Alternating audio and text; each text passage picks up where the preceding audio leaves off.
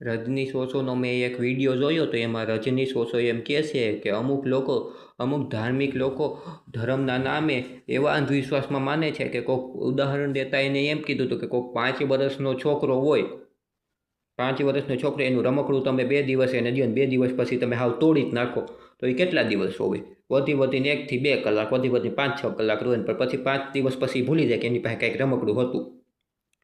પણ એવી રીતે ધાર્મિક લોકો હજારો વર્ષો સુધી એક ધર્મના નામે લડે છે કે આ ધાર્મિક રમકડું અમારા ધર્મસ્થાનમાંથી આ જૂના બીજા ધર્મના લોકોએ હટાવ્યું છે, અને આ ધાર્મિક રમકડું જ્યાં લગીને અમારા ધર્મસ્થાનમાં સ્થાપિત નહીં થાય ત્યાં લગીને અમારો ધર્મ માનસિક ગુલામ રહેશે. ધર્મ એક માનસિક ગુલામ છે એવું ઉદાહરણ એમ રજનીશ ઓશોએ દીધું હતું. ને કયા ધર્મની વાત કરું છું એ તમે બધા સમજી જ ગયા હશો. બધાય ધર્મમાં એમ છે કે આ અમારો ધર્મ એક ઝંડાને એક ધાર્મિક 5 વર્ષનો છોકરો જેટલો ખતરનાક ન હોય, એમ કરતાં ડબલ ખતરનાક ધાર્મિક માણસ હોય. કેમ કે વૈજ્ઞાનિક કરતાં વધારે એક ધાર્મિક માણસ ખતરનાક હોય. વૈજ્ઞાનિકને એમ કહીએ કે વૈજ્ઞાનિકે દિવસ રાત મહેનત કરી હોય તો વૈજ્ઞાનિકને કાંઈ ફેર ન પડે કે એની વાતને કોઈ માને કે ન માને, પણ ધાર્મિક વ્યક્તિ જેને કાંઈ રિસર્ચ નથી કરી, જેને કાંઈ જોયું નથી દુનિયાને, જે અંતરિક્ષમાં નથી ગયો ને એમ ધાર્મિક વ્યક્તિને એમ કહો કે તમારી ધાર્મિક પુસ્તકોમાં ખોટું લખ્યું છે, તેને ખરાબ લાગી જાય કે આ તો અમારા ધર્મનું અપમાન કરે છે.